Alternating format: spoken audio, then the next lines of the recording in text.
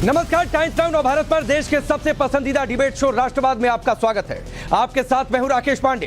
राष्ट्रवाद यानी देश से बढ़कर कुछ नहीं, और जब बात देश की तो सबसे बड़ा मुद्दा राष्ट्र सुरक्षा का, जिसके लिए पाकिस्तान से आई सीमा हैदर एक पहेली बनी हुई है।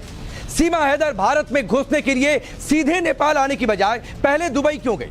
वो कौन सी बड़ी बातें हैं जो सीमा हैदर पर आईएसआई एजेंट होने के शक को पुख्ता करती हैं, गहरा करती हैं? आखिर इतने दिनों के बाद पाकिस्तान सीमा हैदर को लेकर क्यों जागा और क्यों विदेश मंत्रालय ने भारत से इसको लेकर जानकारी मांगी है, इसका खुलासा हम करेंगे। भारत पाकिस्तान दोनों जगहों से मेहमान हमारे साथ जुड़ेंगे। सीधी लाइव डिबेट दोनों मुल्कों से आपके सामने होगी। लेकिन पहले बात सीमा हैदर की कहानी में आए सबसे नए ट्विस्ट की।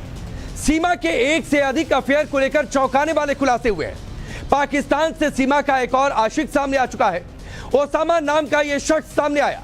उसने यह दावा कर दिया है कि सीमा उससे भी पबजी के जरिए जुड़ी थी, उससे भी पबजी के जरिए मिली थी। यानी सचिन इकलौता नहीं जिससे पबजी के जरिए मुलाकात की है सीमा हैदर ने। पर भरोसा कर लें तो क्या आप इस कहानी पर भरोसा कर लेंगे क्या कि कोई वर्ल्ड कप के लिए आ जाएगा इतना बड़ा रिस्क लेकर? और जबकि यह पता है कि अगर भारत गैर कानूनी तरीके से भारत में घुसते हैं तो उसका अंजाम क्या होगा? क्या यह सब कुछ सीमा हैदर ने सोचा नहीं होगा, या फिर उसे जिसने फीड किया होगा, उसने जो नेपाल रूट के इस्तेमाल का आइडिया दिया होगा, उसने ये सब कुछ बताया नहीं होगा, या फिर सोचा नहीं होगा? क्या भारत आने का उसका मकसद वाकई सिर्फ क्रिकेट वर्ल्ड कप है? अगर ऐसा है तो वो बाकायदा वीजा लेकर भी आ सकती थी, या फिर सीधे सीधे नेपाल से। लेकिन उसने दुबई वाला रूट क्यों चुना? सीमा पर शक की एक नहीं बल्कि कई वजह हैं। उन वजहों को मैं आपके सामने रखता हूं। पहली वजह है गैर कानूनी तरीके से भारत में प्रवेश। यह शक की पहली और बड़ी वजह है। प्यार के लिए सरहद पार की, वीजा लेकर सरहद पार कर सकती थी। एक से अधिक अफेयर सामने आ चुके हैं, तो प्यार वाली थ्योरी का क्या हुआ आप खुद अंदाजा लगाइए।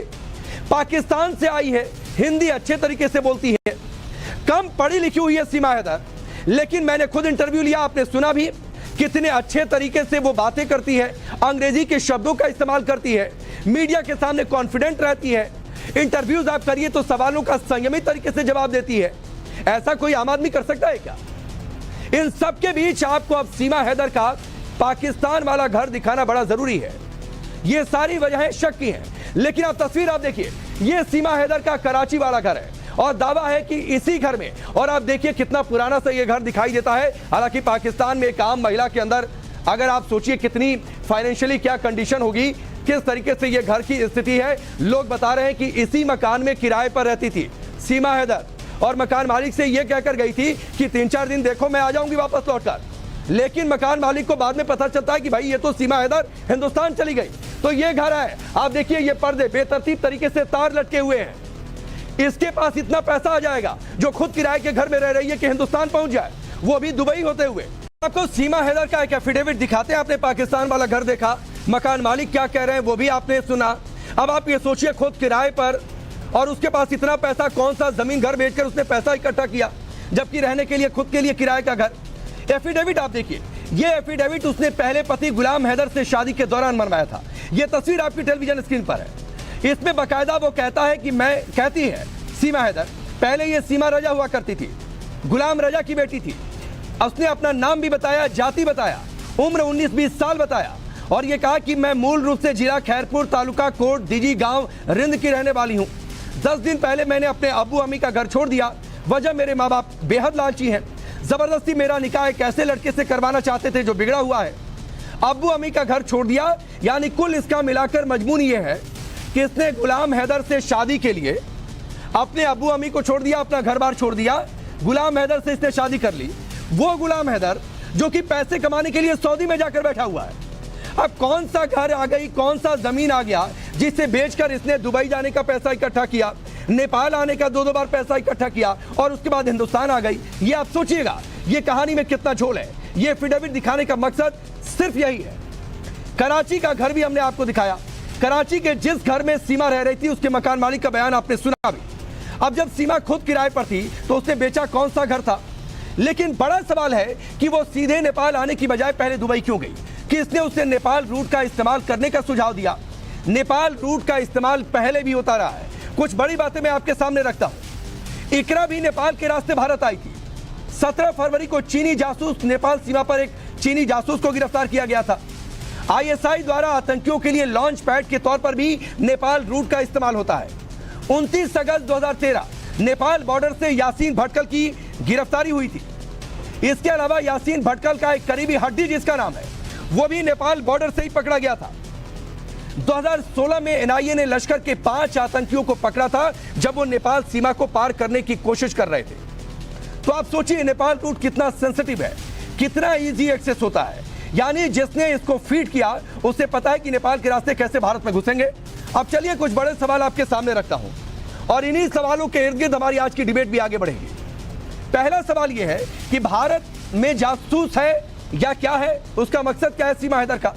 सीमा का असल मकसद सचिन या फिर भारत में घुसना? गैर कानूनी तरीके से भारत में क्यों घुसी? भारत आना ही था तो वीजा अप्लाई क्यों नहीं किया? सीधे नेपाल आने की बजाय सीमा पहले दुबई क्यों गई? जबकि आप सोचिए किराए के घर में रह रही थी। क्या सीमा दुबई में किसी से मिलने गई थी? नेपाल के रास्ते भारत में घुसने का सुझाव किसने दिया?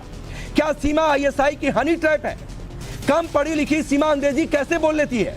इतने दिनों तक पाकिस्तान खामोश क्यों रहा?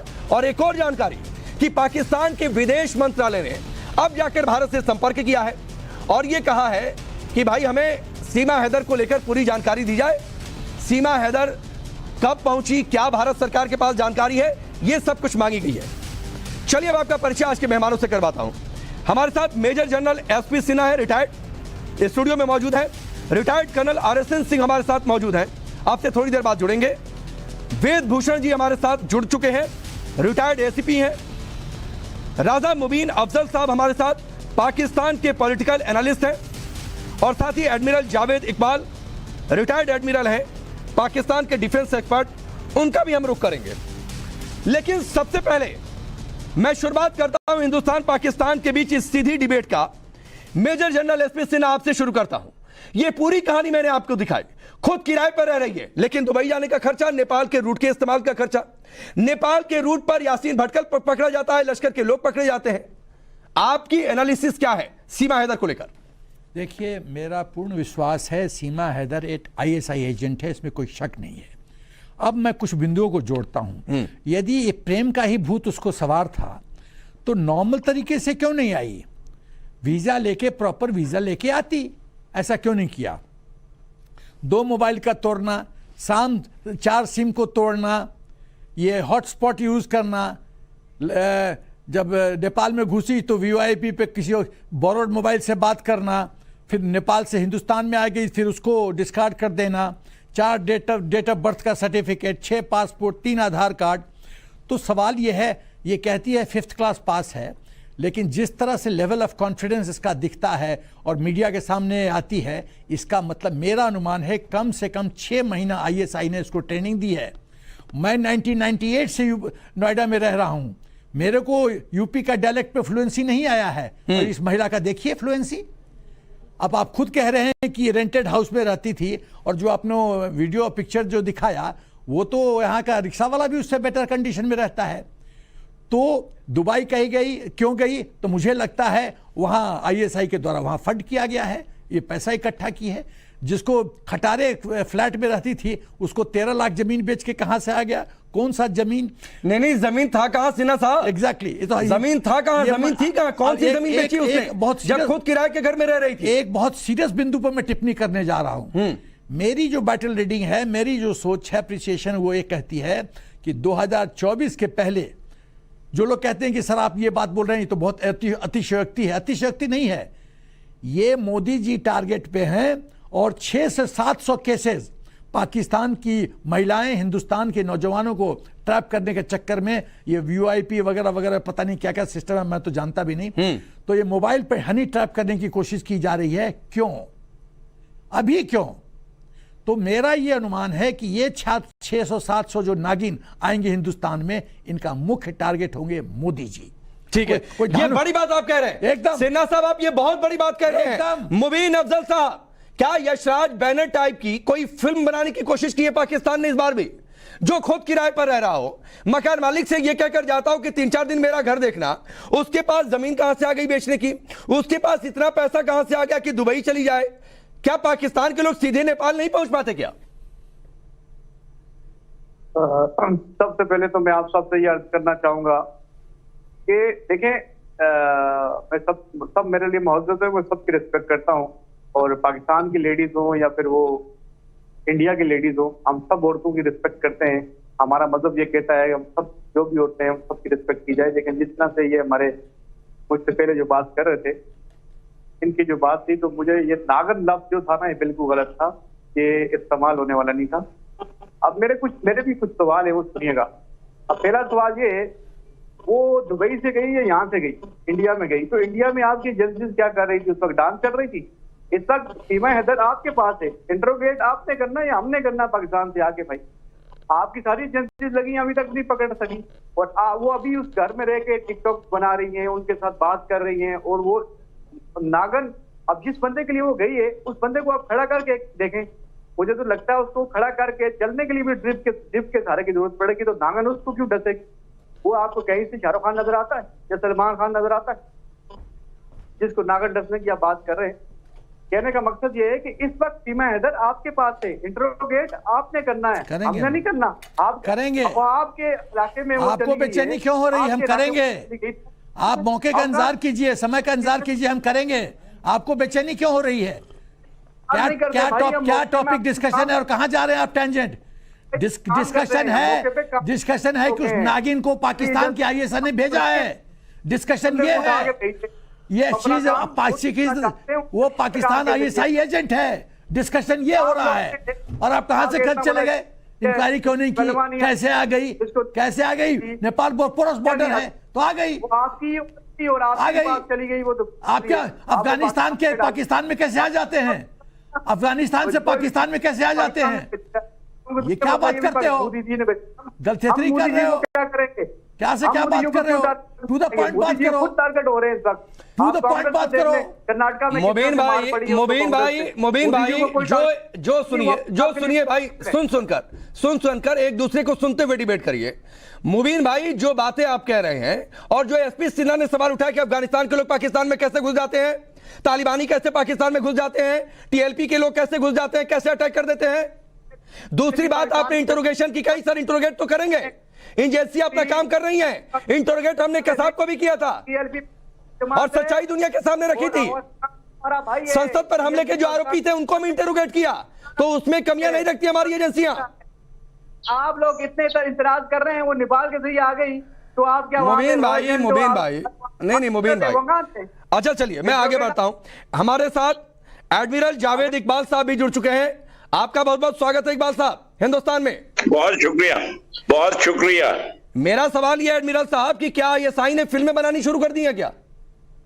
यार आप लोग जो हैं इस मैटर को, वो ये बच्चों जवानों का मैटर है, आप क्यों परेशान हो रहे हो? ओ भाई, अगर पहले रावण जो है वो सीता को उठा के ले जाता था, तो अब सीता अगर खुद रावण के साथ चली गई है तो ये आपकी बड़ी जीत है भाई। लेकिन जरा आप ध्यान से रहिए, ये आईएसआई ने ना लॉन्च की वो। अरे कहां रामायण में पहुंच गए? पाकिस्तान में राम नहीं हो सकते। ये कह रहा हूं कि जरा इतिहास से रहिए। ये एडमिरल साहब, पाकिस्तान में राम नहीं हो सकते। भाई मैंने कहा है पाकिस्तान में ये राम तो बड़ी नहीं हो खुशी सकते की बात है। आप समझिए इस बात को। मैं समझ गया, मैंने कहा कि ये तो बहुत बड़ी जीत है भाई। क्या आप लोगों ने वहां पर महिलाओं की हालत कर रखी है? पिछले 2 दिन से हम डिबेट कर रहे हैं और आपके यहाँ की पत्रकारों ने आपकी धज्जियां उड़ा कर रख दी। वो उड़ाने दो धज्जियां यार, तुम लोग तो कश्मीर में भी उड़ा रहे हो धज्जियां, मुसलमानों की भी उड़ा रहे हैं। आप देखें ये मौजू पे हम तो आपको मुबारकबाद देने आया हूं मैं कि भाई आपको जीत है, क्योंकि हमारे तो ये सारे हिंदुस्तान की लड़कियां पठानों पे मरती थी, तो अब अगर जो है ये जो सीता है वो रावण के साथ खुद चली जाए तो ये बड़ी जीत है भाई। आप जश्न मनाओ। कर्नल RSN सिंह, जरा इनको बताइए कि पाकिस्तान में अयोध्या की कल्पना नहीं हो सकती, जो हालत वहां पर इन्होंने बनाकर रखी है। हिंदुओं को तो छोड़ते नहीं है, पाकिस्तान में राम हो नहीं सकते। जवाब है नहीं कि आईएसआई ने फिल्में बनानी शुरू कर दी हैं जोड़े की बात कि जिसके पास खुद का घर नहीं वो जमीन बेचकर, गहने बेचकर हिंदुस्तान आए, दुबई जाए, और उसके बाद कह रहे हैं कि भाई ये जवानों का मसला है। कर्नल RSN सिंह, सुनिए एडमिरल साहब, आप ही की प्रोफाइल क्या है? आप आ रहे हैं ना, आपको पता है। मैंने एडमिरल जावेद साहब को मैं मुबारकबाद देता हूं और कि इतने साल गुजर गए, कम से कम 3-4 जनरेशन तो इनको हो गए मुसलमान बने हुए।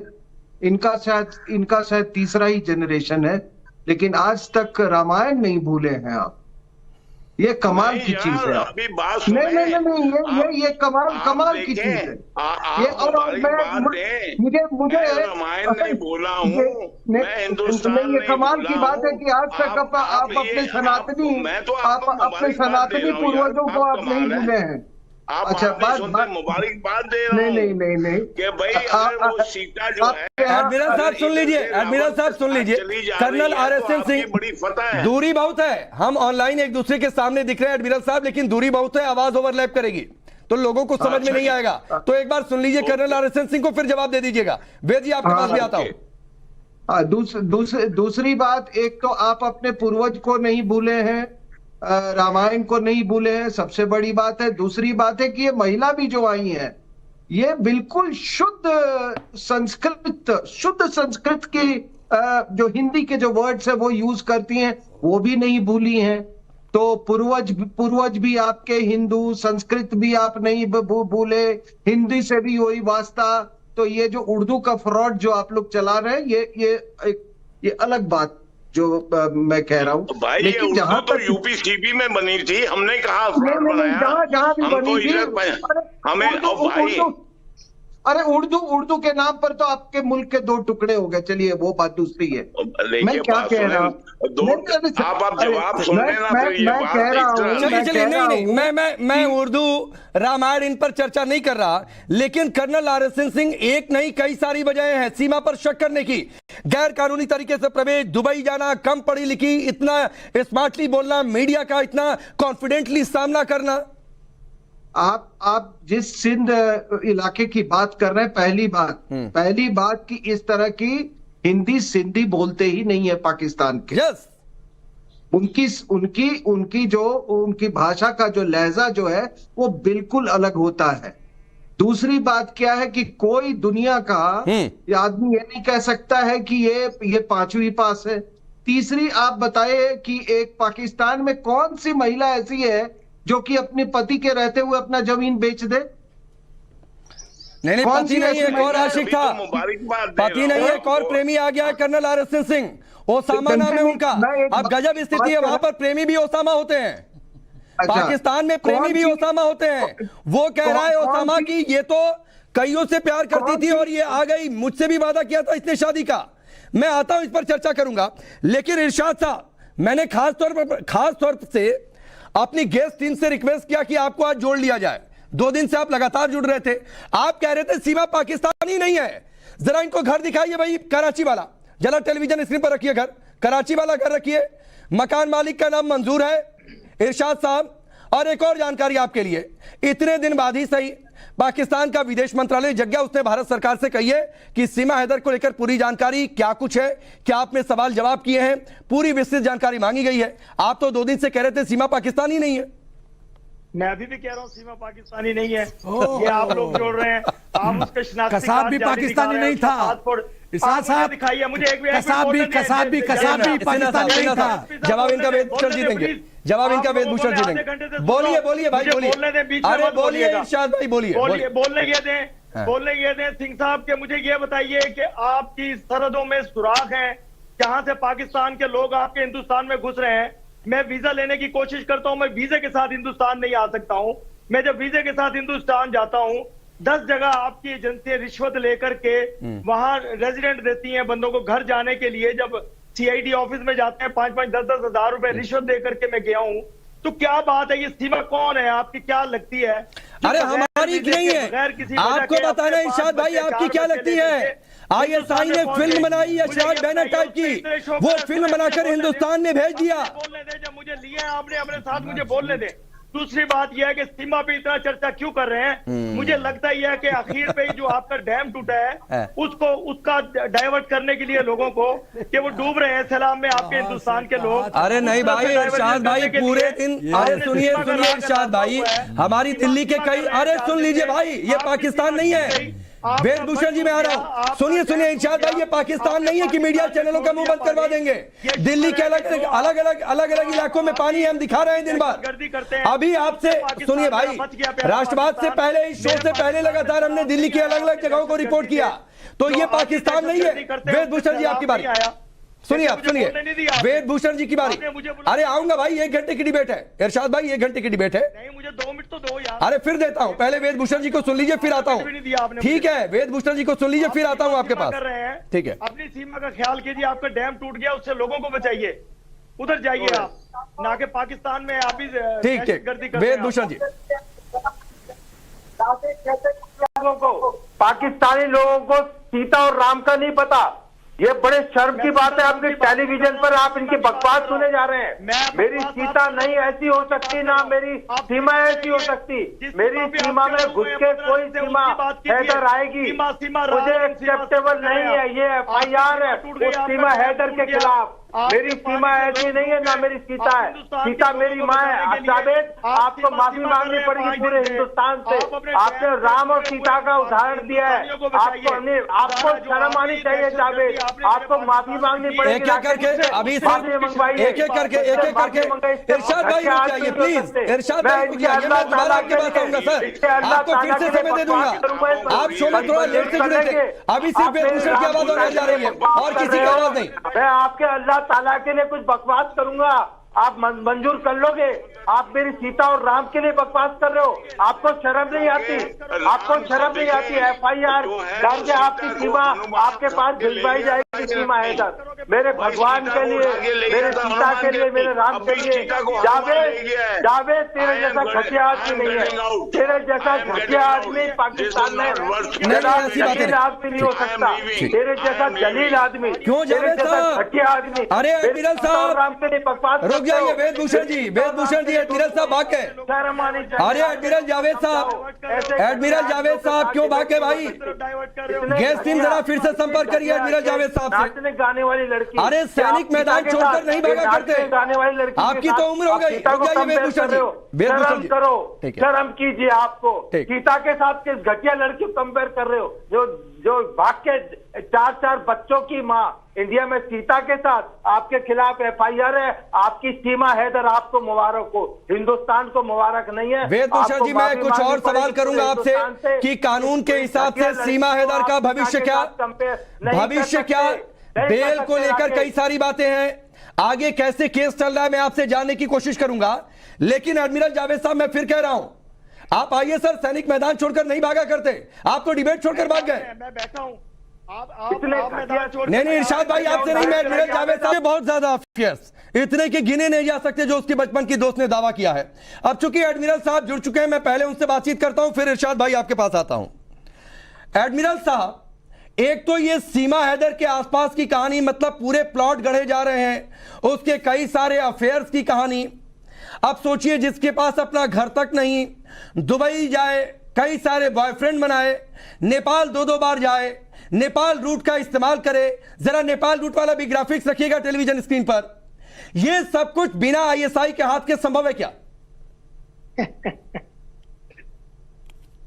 सोच बदली है, सोच। एडमिरल साहब रुक जाइए, इरशाद भाई आता हूं। एडमिरल साहब आपसे सवाल था। एडमिरल जावेद जी, आवाज आ रही है आपको? पीछे टीम प्लीज चेक करिए क्या दिक्कत है, फिर उसके बाद मैं एडमिरल जावेद साहब का रुख करता हूं। लेकिन इरशाद भाई, सोच, मैंने कल आपको कहा था कि हिंदुस्तान की सोच है कि चंद्रयान 3 लॉन्च कर रहे हैं, लॉन्च हो गया भाई सफलतापूर्वक, सॉफ्ट लैंडिंग हो जाएगी अगले 1 महीने में, देखते रहिएगा सोच। लेकिन आपकी सोच क्या है? आपकी सोच है कि आप अफेयर्स की कहानी गढ़ रहे हैं, अलग अलग कैरेक्टर्स खड़े कर रहे हैं, मेन स्ट्रीम मीडिया को आपने मुंह बंद करवा के रखा हुआ है कि बोलना नहीं, इस खबर को दिखाना नहीं। अब मुझे सुनिए, आप बहुत सारी चीजें लॉन्च कर रहे हैं, आप बहुत सारे हथियार खरीद रहे हैं, आप बहुत सारे जहाज खरीद रहे हैं, बहुत सारी तोपें खरीद रहे हैं, लेकिन जंग जज्बों से लड़ी जाती है। कंधे पे रख के जब मिसाइल चलाना पड़ेगा, आप नहीं चला सकोगे, तो जज्बा चाहिए। और जो ये आप ये जज्बे दिखा रहे हैं, एक लड़की के बारे में, नाचने गाने वाली लड़की है, जो भी है, करेक्टर लेस लड़की है वो, जिसका करेक्टर नहीं, जो घर से भागी, उसका कोई करेक्टर नहीं, जो अपने बच्चों को छोड़ के भागी। भाई साहब, आपके मुल्क का कैरेक्टर नहीं है। और कौन? मेरे इरशाद भाई, वो आप ही के मुल्क की है। देखिएगा कुछ दिन बाद आप डाइवर्ट कर रहे हैं, मेरा आपने पूरी बात नहीं सुनी। सुन रहा हूं आपका आप ही के एक साथ, बयान डिबेट एक तरफा भाषण नहीं होती है। जिससे हिंदुस्तान डूबा, लोगों की टेंशन डाइवर्ट करने के लिए सीमा को उबाला हुआ है 4 दिन से आपने। खुदारा अपने लोगों का ख्याल कीजिए, सीमा को दफा कीजिए, अपने हिंदुस्तान के लोगों का ख्याल कीजिए जो डूब रहे हैं पानी के अंदर, उनका ख्याल कीजिए, उन पे डिबेट कीजिए, उनके लिए बात कीजिए, उनके लिए लोगों को बुलाइए। इमरान खान इमरान खान पूछिए कहाँ है इमरान खान आजकल, कहाँ है? आप देखिए मुझे बोलने दे, मैं आपसे एक मिनट रुक जाइए, 30 सेकंड और आपको देता हूं अनइंटरप्टेड, 30 सेकंड और देता हूं इरशाद भाई आपको अनइंटरप्टेड, फिर एसपी सिन्हा साहब जवाब देंगे। एडमिरल साहब की आवाज ठीक करिए। मैं कह रहा हूं एसपी सिन्हा साहब को भी मैं अर्ज यही करूंगा कि अपने लोगों का ख्याल कीजिए जो पानी में डूब रहे हैं। मैं देख रहा हूं मुसलसल आपके चैनल्स पर गाड़ियां डूब रही हैं, घर डूब रहे हैं, क्या क्या आपके लोग दिखा रहे हैं और आप सीमा को दिखा रहे हैं। मेरे पाकिस्तान में इस लड़की को ना कुछ जानता है, ना कहीं इसको इसका जिक्र है, ना इसको कोई पहचानता है। हाँ, लेकिन आप तो कसाब को भी नहीं जानते थे ना, मैं आपसे आप तो कसाब ठीक है, चलिए वेदभूषण जी रुक जाइए। एसपी सिन्हा साहब, बताता हूँ कि एसपी सिन्हा साहब, इरशाद भाई आपका 30 सेकंड समाप्त हुआ, आप सुनिए। ये आपकी इरशाद भाई आपका 30 सेकंड समाप्त हुआ, एसपी सिन्हा साहब को सुनिए। यार ये मैं इरशाद साहब को बहुत बार, मैंने हम साथ दोनों बहुत बार टीवी पे आए हैं, ये पता नहीं किस चीज़ का सेवन करके आ जाते हैं टीवी पे, शरेआम डिनायल मोड में। इनको यदि शरेआम डिनायल मोड में रहते हैं, ओसामा बिन लादेन कौन था, कसाब कौन था, ये लड़की नहीं, सीमा नहीं, पाकिस्तानी है। उसकी जो दोस्त बोल रही है, वो जो मकान मालिक बोल रहा है कि किराए पे घर पे थी, वो कौन था जो, अरे यार झूठ की बुनियाद पर है। अरे इरशाद जो आप सोच के बदल की बात कर रहे हो ना, तुम अपनी सोच बदलो। तुम समझते हो कि ऐसे थर्ड क्लास ISI एजेंट को भेज के यहाँ उपद्रव करवा सकते हो, तो भूल जाओ इरशाद, तुम चूरन खाना छोड़ दो, तुम चूरन खाना छोड़ दो इरशाद। हमेशा बकवास करते हो, झूठ बोलते हो इरशाद, हमेशा बकवास करते हो, झूठ बोलते हो, डिनायल मोड में रहते हो, सत्य का सामना करने की तुमको साहस नहीं है। You don't have the courage to face the truth. तुम डरपोक हो, तुम कायर हो इरशाद, मैं साफ साफ कहता हूं, तुम हमेशा डिनायल मोड में रहते हो। संपर्क टूट गया। मुबीन भाई वही सवाल मैं दोबारा दोहराता हूं, गैर कानूनी तरीके से प्रवेश आप लोग कराते हैं, बार बार एक्सपोज होता है नेपाल रूट का कैसे पाकिस्तान इस्तेमाल करता है, कैसे ISI इस्तेमाल करती है, उसके बावजूद वही रूट 4 फोन टूटता पाकिस्तान वाला ही फोन है। अजीब सी एक कहानी भी नहीं बना पाती ISI ठीक से। एक बात बताएं, सबसे पहले तो आप लोगों का डेकोरो एक तरीकेकार होना चाहिए, ताकि लोग जब आप गेस्ट बुलाते हैं उनको रिस्पेक्ट का एक दायरा आपके पास होना चाहिए। Respect, you people don't deserve respect. Seema को सीता से कंपेयर करोगे, शर्म नहीं आती आपको? काहेगा रेस्पेक्ट से कंपेयर करोगे? तुम रेस्पेक्ट डिजर्व नहीं करते हो, आपको आतंकी भेज तो हिंदुस्तान में रेस्पेक्ट की बात करते हो। जावेद मियां को शर्म आनी चाहिए हिंदुस्तान से। मैं आपके अल्लाह ताला के लिए कुछ बोलूं, बकवास करूं, आपको अच्छा लगेगा? मैं आपके अल्लाह ताला के लिए कुछ बोलूं, बकवास करोगे, अच्छा लगेगा? आप मेरे सीता को गाली दे रहे हो, आप मेरी सीता को गाली दे रहे हो, आपको शर्म नहीं आती? मैं आपके अल्लाह ताला के लिए कुछ बकवास करूंगा, आपको शर्म नहीं आएगी? पाकिस्तान को क्या बात करते हो? आपको शर्म आनी चाहिए, आपको शर्म आनी चाहिए। आपके जावेद नाम के आदमी पाकिस्तान से हमारी माता को, सीता को कंपेयर करते सीमा से। इतनी घटिया लड़की तो जो जिसके खिलाफ हिंदुस्तान में FIR है, जिसके खिलाफ हिंदुस्तान में पागल हो गया है, उसके लिए वो सीता पागल हो गया। ये आदमी पागल हो गया है। आप जैसे घटिया लोगों के लिए सीता हो सकती है, पागल आपका जावेद हो गया है, पागल आप लोग हो गए हो। मेरे देश की सीता ऐसे नहीं हो सकती। मेरी सीता की मर्यादाएं हैं ना, मेरे देश के राम का मर्यादा है। आप कभी आके देखिए राम मंदिर, आके देखिए अयोध्या में बनना राम मंदिर, आपको शर्म आएगी। मैं अल्लाह ताला के लिए कुछ नहीं कह रहा हूँ। एक मिनट जरा मुबीन भाई को सुनिए। मुबीन भाई आप ठीक है? जरा मुबीन भाई को रखिए टेलीविजन स्क्रीन पर, बड़े विंडो में रखिए। एक मिनट वेदभूषण जी। अरे मुबीन भाई आप अजीब हरकतें कर रहे थे, आप ठीक है? कोई दिक्कत तो नहीं, कोई समस्या तो नहीं? आपके हर चैनल पे हम बैठते हैं। वेदभूषण जी शांत रहिए, वेदभूषण जी एक मिनट शांत। अभी कोई नहीं बोलेगा, अभी कोई नहीं बोलेगा। मुबीन भाई आप ठीक है? तबीयत ठीक है आपकी? तबीयत ठीक है आपकी? दवा तो नहीं भिजवाए सर हिंदुस्तान? एक मिनट रुक जाइए वेदभूषण जी, वेदभूषण जी एक मिनट प्लीज, के लिए मेरी सीता के लिए सबकी आवाज डाउन है। एक मिनट रुक जाइए, सिर्फ और सिर्फ मुबीन भाई की आवाज ऑन एयर है। मुबीन भाई आप ठीक है? तबीयत ठीक है आपकी? तबीयत मेरी तुम जैसी शक्लें देख के ऐसी अरे होती है। अजीब हरकतें कर रहे थे आप, ऐसे हाथ हिलाकर शक्लें डांस देख कर के- रहे थे, मुझे लगा कोई दिक्कत हो गई, कहिए तो डॉक्टरी ट्रीटमेंट भेजे यहाँ से। नहीं डॉक्टर ना भेज, तू करीना कैफ भेज दे, करीना कैफ को भेज दे, बस काम चल जाएगा। डॉक्टर से क्या करना है हमने? पहले भी हम साथी मृतकों को ले गए, तकलीफ नहीं हुई, अब ये दूसरों को भी ले पाकिस्तान की जाएंगे। सच्चाई है, ये पाकिस्तान की हकीकत है, पाकिस्तान की सोच है मुबीन भाई। ये आप देखिए महिलाओं को लेकर आपकी सोच है, अगर वो ये गलत आपकी है, महिलाओं के वो प्रति तुम्हारे सोच है, मुल्क के लिए, तुम ये लोग आपकी मुझे महिलाओं के प्रति सोच है, अगर आपको मानसिक तौर पर हिले हुए हैं, मानसिक तौर पर आप हिले हुए हैं, इसीलिए मैंने कहा। आपको और अच्छा ऐसी लगेगा भाषा नहीं। आपके अल्लाह ताला के लिए कुछ अब बकवास मैं कर्नल करो। आरएसएन सिंह, रुक जाइए, सबकी आवाज डाउन है, सबकी आवाज डाउन है। कर्नल आरएसएन सिंह, कुछ बड़े गंभीर पॉइंट्स हैं और बहुत सीरियस पॉइंट्स हैं जिस पर मैं आपके जवाब जानना चाहता हूं। एक तो ये बिना वीजा के भारत आना फंस सकती थी, क्या ये बात सीमा हैदर को, उसको जिन लोगों ने फीड किया, नहीं पता होगी? दुबई क्यों गई, आपको क्या लग सकता है? पाकिस्तान वाला ही फोन कैसे टूटा? 6 पासपोर्ट, सीमा में सच्चाई तो तथ्यों में अंतर कैसे? बातचीत रहन सहन से लगता नहीं कि वो कम पढ़ी लिखी है। वर्ल्ड कप की एक कहानी खुलकर सामने आ गई है। मैं इन सारे पॉइंट्स पर मैं चाहता हूं कि आपकी एक एनालिसिस ये देश सुने। पहली बात की दुबई जो है आईएसआई का अब ये हब है। वो आपको मालूम है, तमाम जो तालिबान के साथ जो बातचीत हुई, अब ये हुआ आईएसआई की, वो सब दुबई में है। और दुबई में आपको मालूम है कि दाऊद नेटवर्क का भी बहुत बड़ा सेंटर है, तो वो एक हब है आईएसआई का। दूसरी बात क्या है कि ये तमाम जो हनी ट्रैप का आप ये सिलसिला देख रहे हैं, ये बहुत जोर शोर से ये कोविड के टाइम में ये शुरू हुआ था पाकिस्तान के द्वारा। और ये पहला केस नहीं है, हर हफ्ते ऐसे कोई केस किसी न किसी अखबार में रिपोर्ट हो रहा है।